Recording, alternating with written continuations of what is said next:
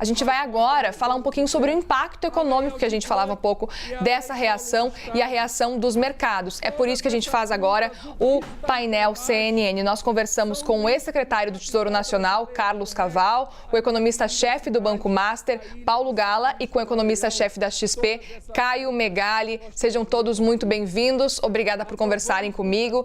Quero começar conversando com o secretário para a gente entender um pouco esse processo. Há pouco a gente comentava, o texto amplia então o teto de gastos para gastos acima aí de 145 bilhões e também, pelo menos no primeiro turno, ficou definida essa questão de um ano fora do teto. Quero saber qual que é a sua avaliação, secretário.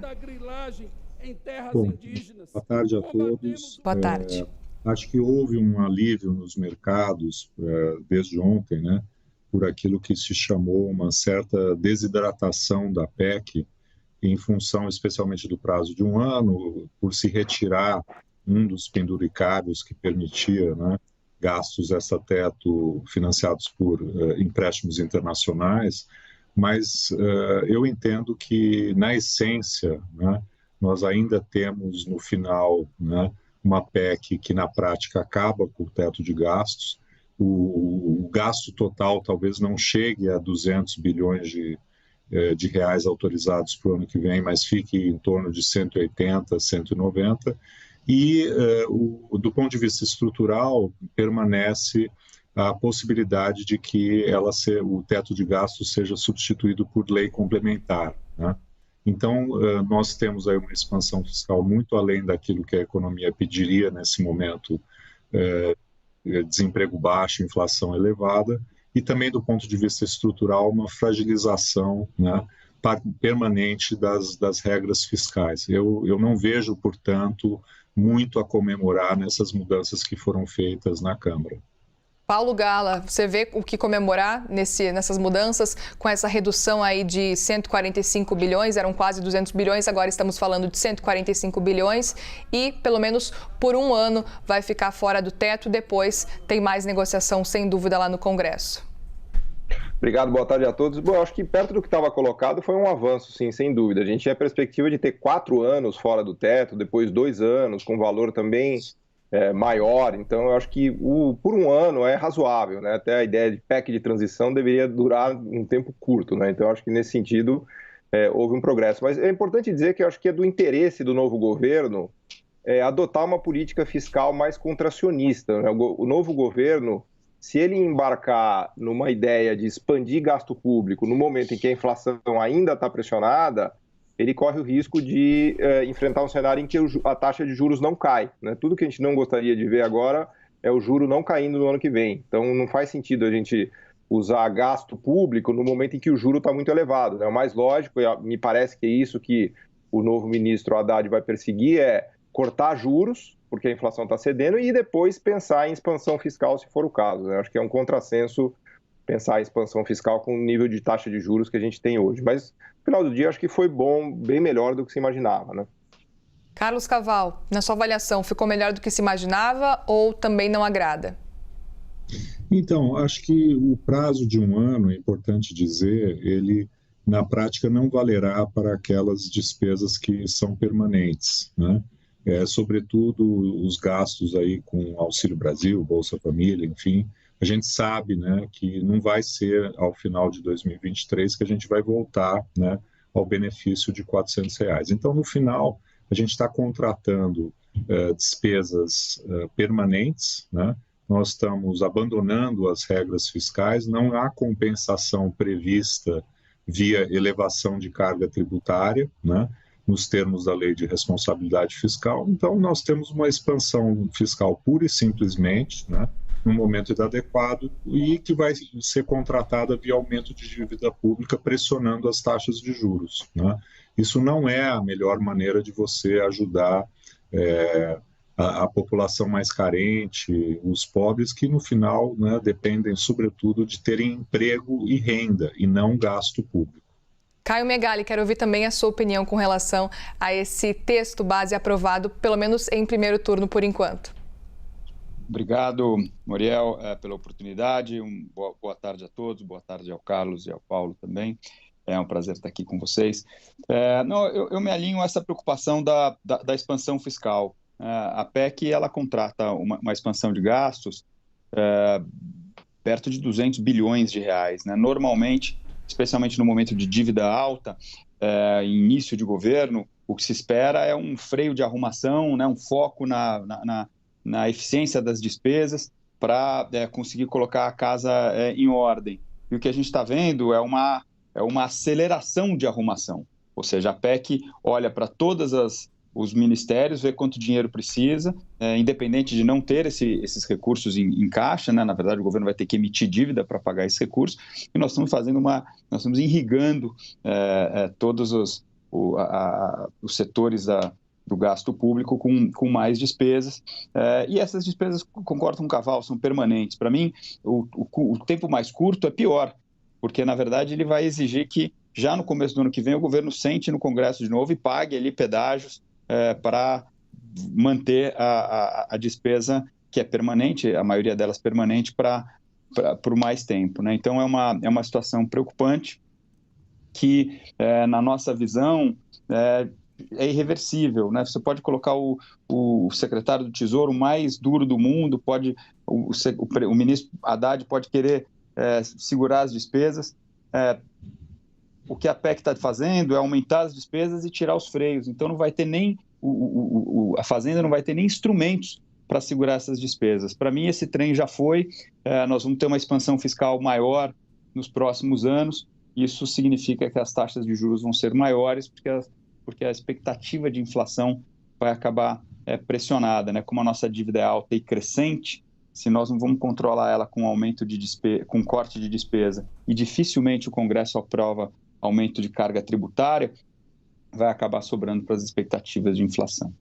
Enquanto a gente faz o painel CNN, a gente vê imagens ao vivo da Câmara dos Deputados que está avançando para votar o último destaque que falta, portanto, dessa PEC, do texto base da PEC do estouro, no primeiro turno, e depois vai passar para votação em segundo turno. O grande objetivo do governo eleito é terminar essa votação, aprovar a PEC do estouro, a PEC da transição, nesse primeiro momento, hoje ainda, para depois passar para votação no Senado. Quem fala agora é a deputada Fernanda Melchiona. Paulo Gala, quero continuar com você. Inclusive, quero ouvir a sua avaliação, porque a gente teve essa decisão do STF que definiu que o Bolsa Família, Auxílio Brasil, benefícios sociais podem ficar de fora do teto de gastos. Qual que é a sua avaliação com relação a essa decisão de Gilmar Mendes especificamente?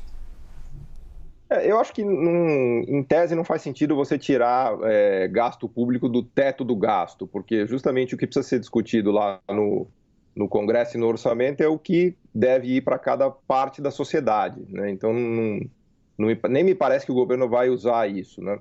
Agora, é importante resgatar que a gente tem um problema fiscal há muito tempo já, né? Nos últimos 3 anos, o teto do gasto não foi cumprido, foi estourado. Em 2020, a gente teve um buraco de 700 bilhões de reais durante a pandemia. Claro que o gasto da pandemia responde muito por isso, mas em 2021 também a gente estourou o teto. Em 2022, a gente estourou o teto em 150 bilhões e vamos estourar também em 2023. Então, a gente já vai praticamente completar 4 anos de teto estourado. Então, isso mostra que a nossa equação fiscal está mal feita, né?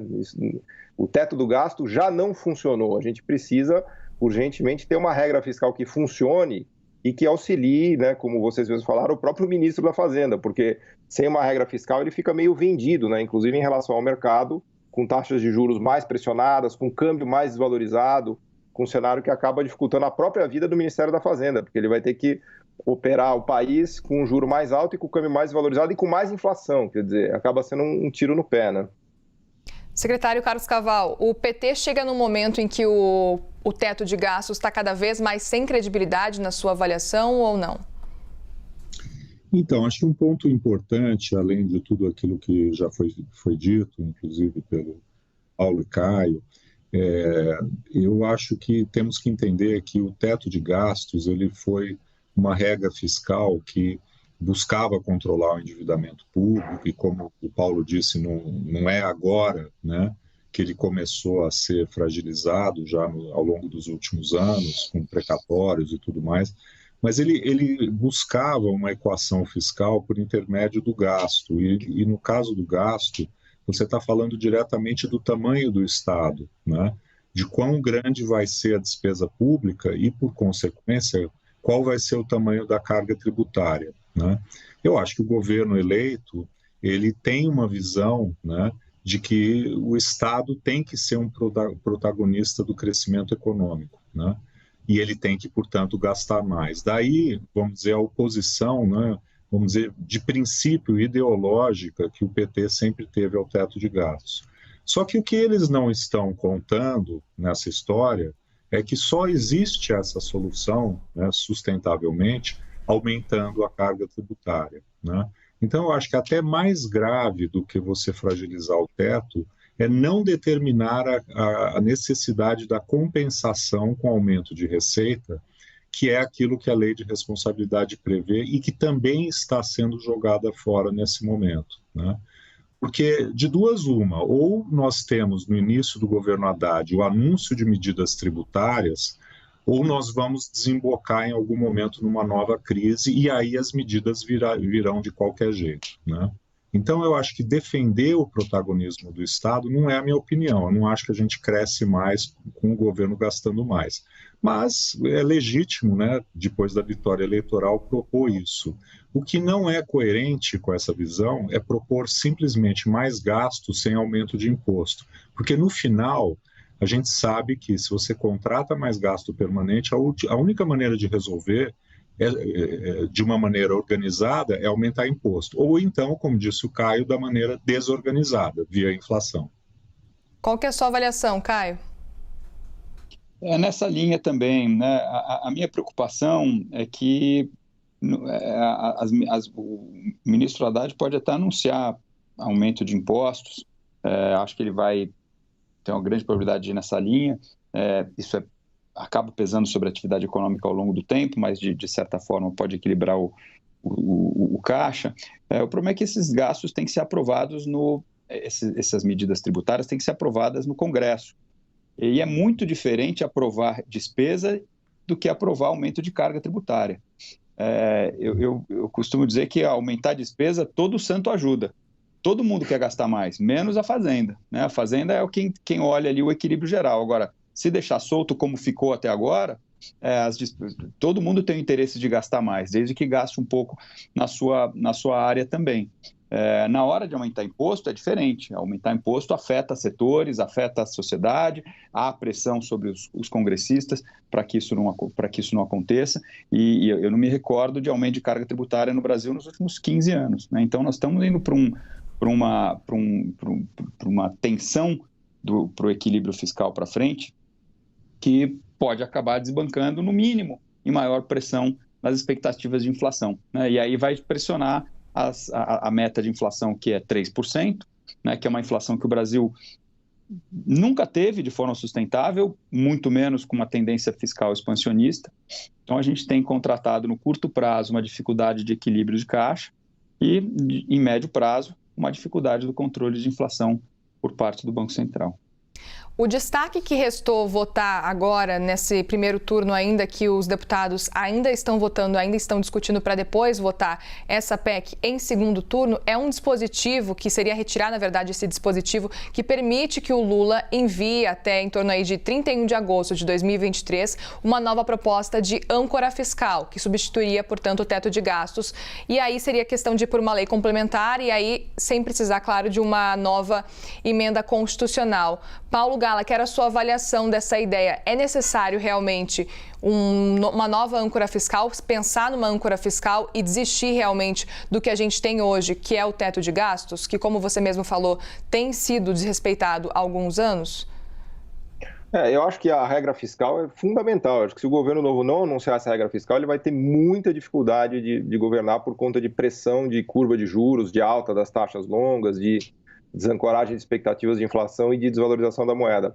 Agora, por outro lado, é importante fazer uma reflexão de que precisar mudar a Constituição todo ano com PEC também é algo que não me parece razoável, porque você imaginar que desde 2020 todo ano a gente teve que fazer uma PEC para acomodar a questão de gastos públicos, né? Então, não me parece uma regra razoável você ter que ter a maioria do Congresso numa PEC para ter que discutir despesas orçamentárias junto com todas as leis que a gente já tem, né? É um negócio muito desgastante e muito trabalhoso, né? Eu não me recordo aqui de países que tenham feito o que o Brasil fez nos últimos anos, né? De ter que mudar a Constituição todo ano para discutir despesa pública. Então, nesse sentido, acho que a gente deveria caminhar para uma regra que fosse mais ágil, mais inteligente. No final do dia, o mercado vai sempre punir o governo com desvalorização da moeda e com juro mais elevado se não houver um rigor fiscal. Então, isso acaba meio que se voltando contra o próprio governo, né, que está ali no momento, né? Secretário, como que o senhor vê essa possibilidade de Lula apresentar uma nova âncora fiscal até agosto de 2023? Então, a nossa âncora anterior, a Lei de Responsabilidade Fiscal, ela, como lei complementar, acabou sendo alterada muitas vezes, né? Depois nós passamos a ter uma âncora constitucional, o teto, que também, como disse o Paulo, de repente, né, virou moda apresentar a PEC para alterar a âncora, né? Então, seja qual for o nível, né, da legislação, a gente sabe que se houver, né, uma maioria na direção de maior gasto, isso acaba de um jeito ou de outro acontecendo. O preocupante é que a gente não tem, né, nós estamos primeiro abandonando, né, aumentando o gasto. E quem sabe mais para frente vai ser apresentada uma proposta que a gente não sabe, não há obrigação de votar, né? Então, na prática, nesse momento, nós estamos pela primeira vez desde o ano 2000 sem nenhuma âncora. Essa que é a grande verdade.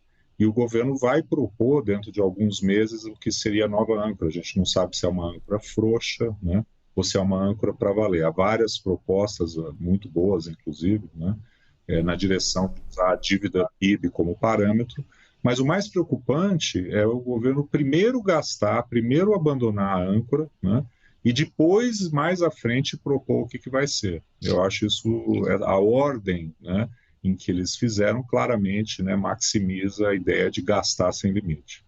A gente segue vendo essas imagens ao vivo da Câmara dos Deputados. A gente lembra que faltava apenas um destaque para ser votado dessa PEC da transição, da PEC do estouro, em primeiro turno, que era, na verdade, um requerimento do Novo pedindo para retirar dessa PEC o dispositivo que permite que Lula envie até agosto do ano que vem uma proposta de uma nova âncora fiscal para substituir o teto de gastos por lei complementar, ou seja, sem precisar de uma nova emenda constitucional que demandaria a aprovação de novos parlamentares, de mais parlamentares. A gente tem a informação que esse requerimento do Novo, apresentado para retirar essa parte do texto, acaba de ser rejeitado, portanto, continua no texto essa informação, essa tentativa, então, do governo eleito de tentar facilitar essa aprovação dessa nova âncora fiscal. Passa agora a palavra para o Caio para saber a avaliação dele também dessa necessidade de se criar uma nova âncora fiscal. Caio.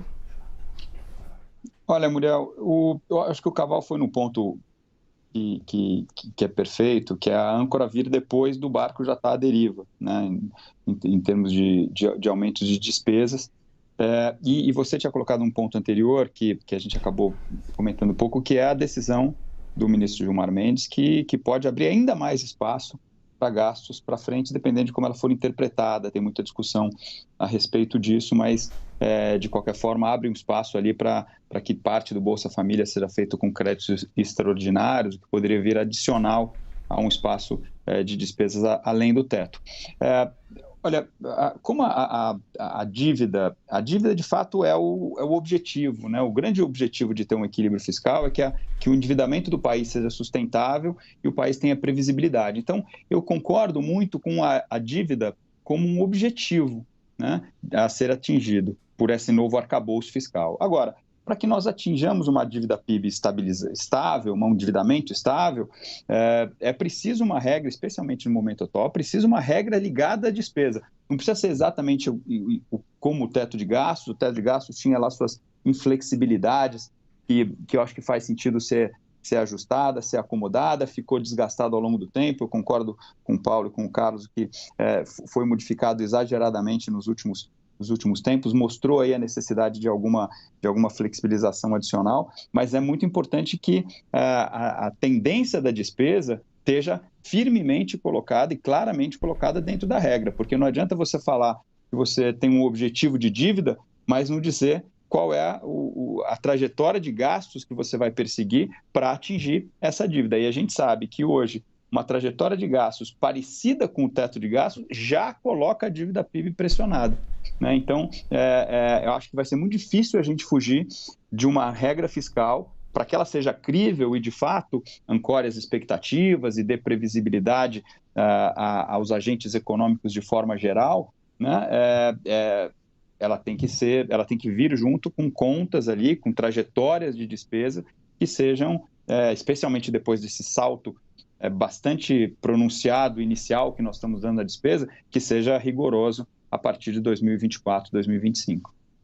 Nós chegamos ao fim desse painel CNN. Agradeço a participação do ex-secretário de Tesouro Nacional, Carlos Caval, do economista-chefe do Banco Master, Paulo Gala, e do economista-chefe da XP, Caio Megali. Obrigada pela participação. Uma boa tarde para vocês também.